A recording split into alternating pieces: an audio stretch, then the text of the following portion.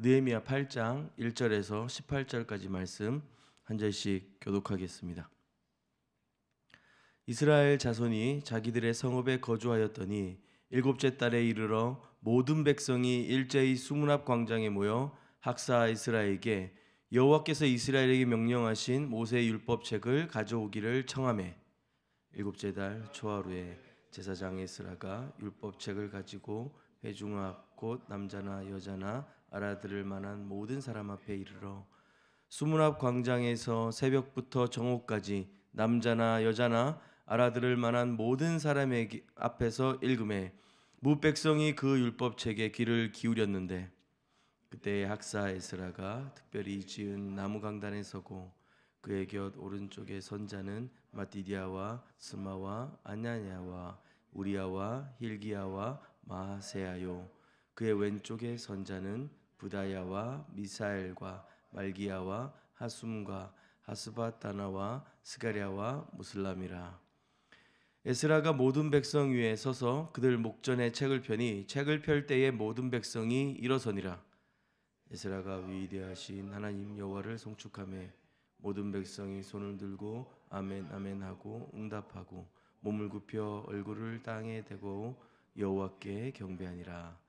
예수아와 바니와 세레비아와 야민과 악굽과 사부대와 호디야와 마아세야와 그리다와 아사랴와 요사밧과 하난과 불라야와 레위 사람들은 백성이 제자리에 서 있는 동안 그들에게 율법을 깨닫게 하였는데 하나님의 율법책을 낭독하고 그 뜻을 해석하여 백성에게 그 낭독하는 것을 다 깨닫게 하니 백성이 율법의 말씀을 듣고 다 우는지라. 총독 느헤미야와 제사장 겸 학사 에스라와 백성을 가르치는 레위 사람들이 모든 백성에게 이르기를 오늘은 너희 하나님 여호와의 성일이니 슬퍼하지 말며 울지 말라 하고 느헤미야가 또 그들에게 이르기를 너희는 가서 살찐 것을 먹고 단 것을 마시되 준비하지 못한 자에게는 나누어 주라. 이날은 우리 주의 성일이니 근심하지 말라.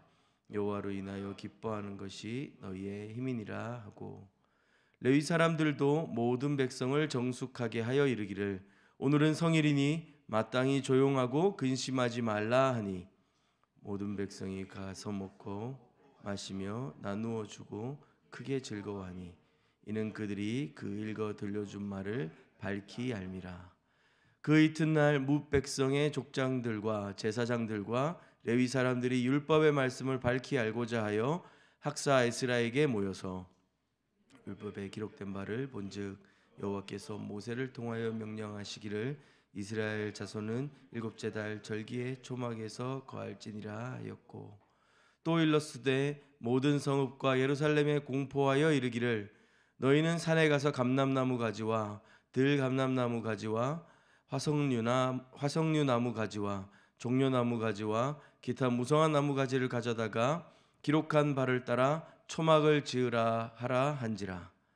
백성이 이에 나가서 나뭇가지를 가져다가 혹은 지붕 위에 혹 뜰 안에 혹은 하나님의 전뜰에 혹은 수문 광장에 혹은 에브라임 문 광장에 초막을 짓되 사로잡혔다가 돌아온 회중이 다 초막을 짓고 그 안에 거하니 눈의 아들 여호수아 때로부터 그날까지 이스라엘 자손이 이같이 행한 일이 없었으므로 이에 크게 기뻐하며 에스라는 첫날부터 끝날까지 날마다 하나님의 율법책을 낭독하고 무리가 이레 동안 절기를 지키고 여덟째 날에 규례를 따라 성회를 열었느니라. 아멘. 52일 만에 기적과 같은 성벽 재건이 완성되었습니다. 그러나 그 성벽은 궁극적인 목적이었다기보다 이제 진정한 회복이 무엇인지를 느헤미야를 통해서 보게 하는 수단이 되는 것 같습니다.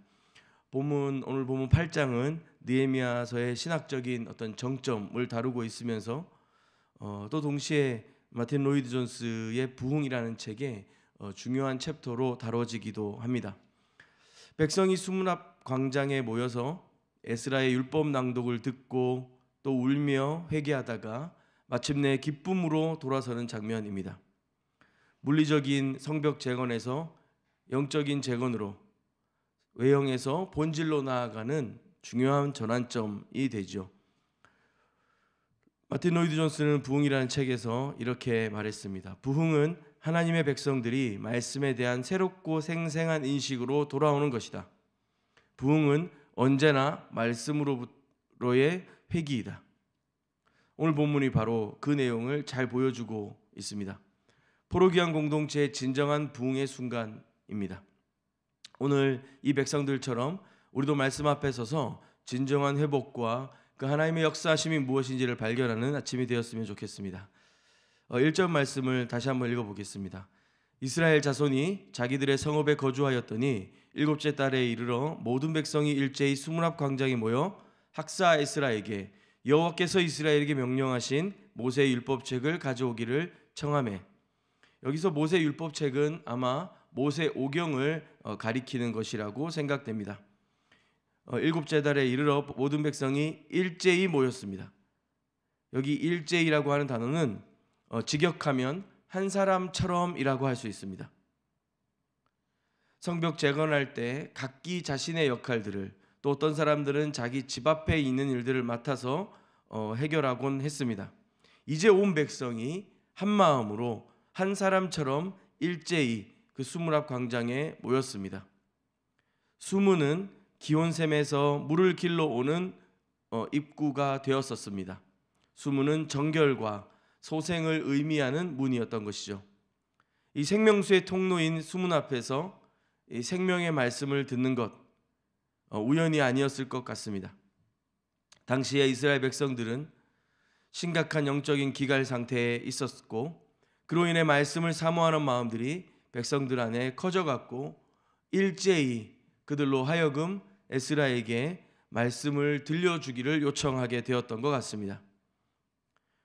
마틴 로이드 존스는 이렇게 강조했습니다. 부흥의 첫 번째 표지는 하나님의 백성들 사이에 말씀에 대한 갈급함이 생기는 것입니다 라고 말이죠.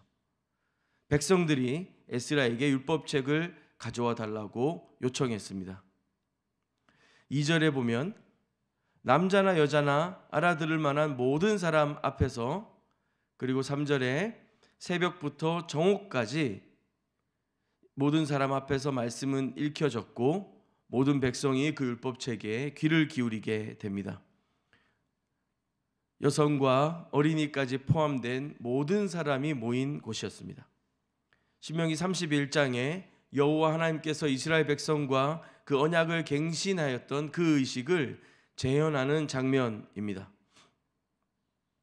3절 끝에 모든 백성이 율법책에 귀를 기울였다라고 했는데요.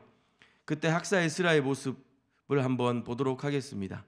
4절인데 학사 에스라가 특별히 지은 나무 강단에 서고 오른편에 그리고 왼편에 하나님의 사람들과 함께 섭니다. 5절에 보면 에스라가 모든 백성 위에 서서 그들 목전에 책을 펴니 책을 펼 때에 모든 백성이 일어서니라. 특별히 제작된 강단에서 에스라가 율법책을 펼치고 있습니다. 13명의 지도자들이 좌우에 섭니다. 에스라 혼자가 아니라 공동체 전체가 이 하나님 말씀 사역에 동참하고 있다는 것을 좀 보여주는 것 같습니다. 6절에 에스라가 위대하신 하나님 여호와를 송축하며 모든 백성이 손을 들고 아멘 아멘 하고 응답하고 몸을 굽혀 얼굴을 땅에 대고 여호와께 경배하니라. 선포된 하나님의 말씀 앞에 온 백성이 압도되고 있습니다. 말씀 가운데 나타난 하나님의 영광과 그 충만하심으로 엎드려 경배하며 그 말씀을 아멘으로 받고 있습니다. 참으로 부러운 경험이 아닐 수 없습니다. 요즘처럼 내 취향에 잘 맞는 설교 찾기도 쉽고 또 듣기 쉬운 때가 있었나 싶습니다. 수많은 설교집과 신앙서적들도 넘쳐납니다. 성경책보다는 어플로 언제 어디서든 또 인터넷으로 성경을 볼 수 있고 들을 수 있고 검색할 수 있는 시대입니다. 기독교 서점에 가보면 그 수많은 신앙서적들의 양과 또 인터넷에서 우리가 편리하게 말씀을 볼 수 있다는 것, 사실 이런 것들에 오히려 압도되는 것 같습니다. 몇 년을 기다리며 잠을 포기하고라도 봐야 하는 영화와 드라마가 있고 우선순위를 매길 수 없을 만큼 나의 일부가 되어버린 많은 내가 좋아하는 일들이 있습니다. 그 사이에 겨우 신앙의 의무로 큐티나 말씀 읽기 정도가 버겁게 자리하곤 합니다. 한 걸음도 내 삶을 물려내지 못한 채 말씀은 그저 마음의 위로나 인생의 지침 정도로, 그러니 가끔 감동이 있긴 하지만 이처럼 말씀 앞에 압도되는 경험이 희미하더라는 것입니다. 무엇 때문인지 오늘 에스라와 이스라엘 백성들처럼 하나님의 말씀에 압도되어 아멘으로 화답하며 무릎 꿇게 되는 일이 언제 있었는가 스스로를 돌아보며 또 성찰하게 됩니다. 그 말씀 사역은 좀 이어지는데요. 7절 8절에 보면 레위 사람들이 백성에게 율법을 깨우쳐 주었습니다. 이 13명의 레위인들이 백성 사이를 다니며 말씀을 설명했습니다. 8절에 보면 하나님의 율법책을 낭독하고 그 뜻을 해석하여 백성에게 그 낭독하는 것을 다 깨닫게 하였더라. 아마 바벨론에서 돌아온 이 포로 귀한 세대는 아람어를 주 언어로 썼기 때문에 히브리어 율법을 또 통역하고 설명해야 했었던 것 같습니다. 그렇게 그것을 설명함으로 말씀이 다 깨닫게 되었다고 합니다. 이에 9절에 그 말씀을 깨달은 백성들은 율법의 말씀을 듣고 다 우는지라. 백성들이 울었습니다. 말씀을 깨닫게 되니 성령께서 조명하시는 이 하나님의 말씀의 의미를 발견하고 내 마음에 와 부딪히고 내 삶을 다 뒤흔들게 되니 자신들의 죄와 연약함과 허물과 그 실패의 자리들이 보였던 것입니다. 그런데 느헤미야와 에스라는 의외의 말을 이어갑니다. 울지 말라. 가서 기름진 것을 먹고 단 것을 마시라. 여호와를 기뻐하는 것이 너희의 힘이다 라고 말이죠. 성령께서 조명하시며 말씀을 깨닫게 하시고 그 말씀 앞에 압도되게 하시고 말씀을 깨닫게 하시고 이해하게 하시고 경험하게 하실 때 우리가 말씀을 읽는 것이 아니라 더 이상 우리가 말씀을 해석하고 연구하는 것이 아니라 그 말씀이 우리의 삶을 읽어내고 우리의 삶을 뒤흔들기 시작할 때 그것은 끝이 아니라 시작이라는 것입니다. 죄를 들여다보며 회개하고 하나님께 용서를 구하고 그 은혜 앞에 나아가는 것, 그 눈물과 그 회개와 돌이킴의 시간들, 그것은 시작이라고 하는 것이죠.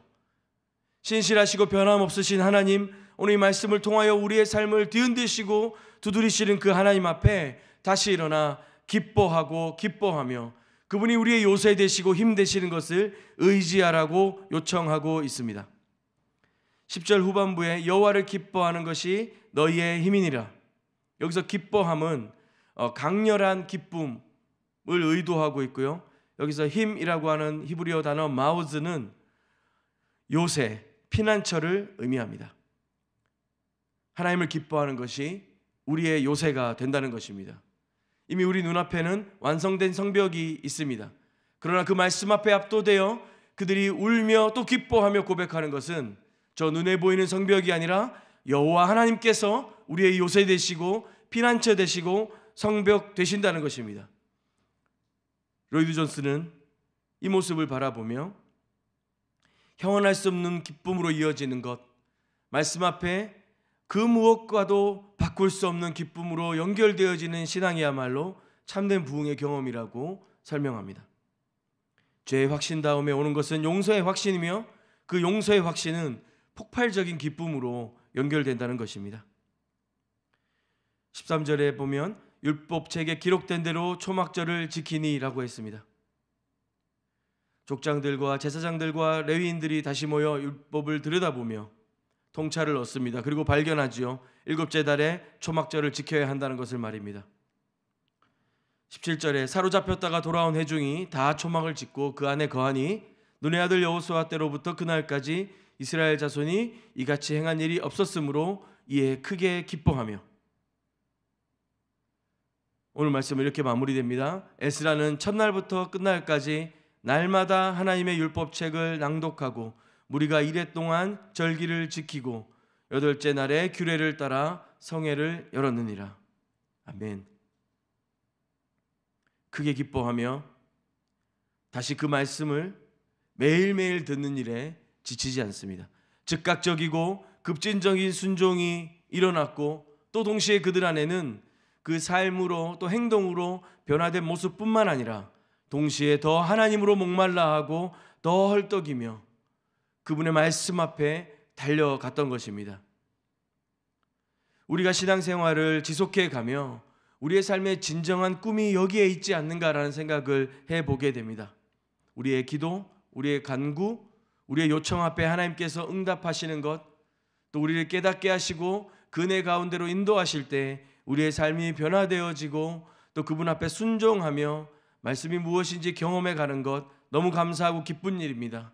또 동시에 매주 반복되는 예배, 매일 반복되는 큐티의 시간이 기다릴 수 없고 참을 수 없는 그 하나님으로 목말라 하는 시간들이 될 수 있다면 우리는 얼마나 더 깊고 더 온전한 기쁨과 사랑 안에 거하게 될 수 있을까 또 생각하게 되고 기대하게 되는 것 같습니다.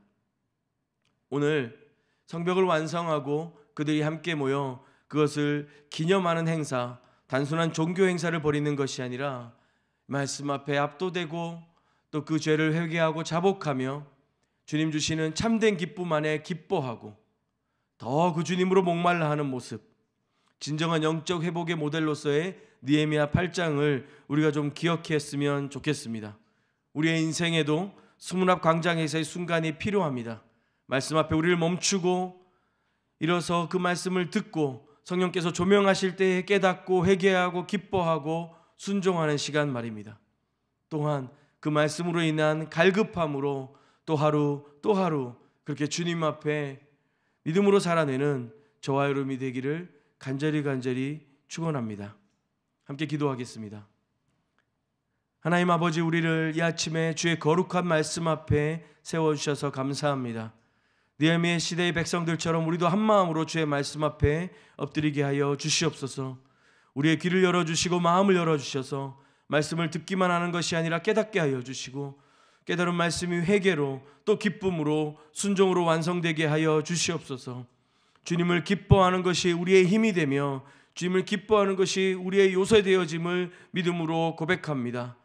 오늘 하루 허락된 우리의 삶 속에 우리 또한 주님을 기뻐하며 주님이 보호하시고 돌보시고 은혜 주시는 것을 경험하게 하여 주시옵소서. 우리가 들은 말씀으로 삶 가운데 순종하며 또 그 말씀 더욱 갈급해하며 그렇게 주님 앞에 세워져 가고 부름 바대로 이끌려져 가는 말씀 공동체 되게 하여 주시옵소서. 예수 그리스도의 이름으로 기도합니다. 아멘. 먼저는 우리 개인과 가정을 위해서 좀 기도할 텐데요. 주님, 내 삶의 중심에 주의 말씀이 깊이 자리할 수 있도록 은혜를 구했으면 좋겠습니다. 오늘 하루 주님을 기뻐하는 것이 나의 힘이 되게 하시고 들은 말씀을 순종하며 그 은혜 가운데 주님과 함께 걷는 우리 되게 하여 주시옵소서. 우리 가정이 함께 말씀 앞에 서게 하시고 함께 순종하며 그런 말씀 공동체 될 수 있도록 기도했으면 좋겠습니다. 또한 이어 기도하실 때에 교회를 위해 중보해 주셨으면 좋겠습니다. 구별되고 하나님께서 세우신 모든 말씀의 사역자들, 교역자들 뿐만 아니라 다락방 리더들과 또 말씀을 묵상하며 사모하는 모든 자들에게 한 사람처럼 그 말씀 앞에 모여 순종하는 은혜를 허락하여 주시고 깨닫는 기쁨과 순종하는 능력을 부어 주시옵소서. 우리 교회 안에 다른 그 어떤 것이 아니라 주의 말씀으로 통하여 참된 영적인 회복의 역사, 부흥의 역사를 발견하고 경험하게 하여 주시옵소서. 굳어진 마음들, 깨어진 심령들이 말씀으로 통하여 회복되어지고 그 은혜를 고백하며 믿음 앞에 또 그 신앙 안에 성장할 수 있도록 그 은혜 주시는 교회 되도록 중보해 주셨으면 좋겠습니다. 두 가지 기도하신 후에 개인의 기도로 더 깊이 주님 앞에 나아가도록 하겠습니다. 함께 기도하겠습니다.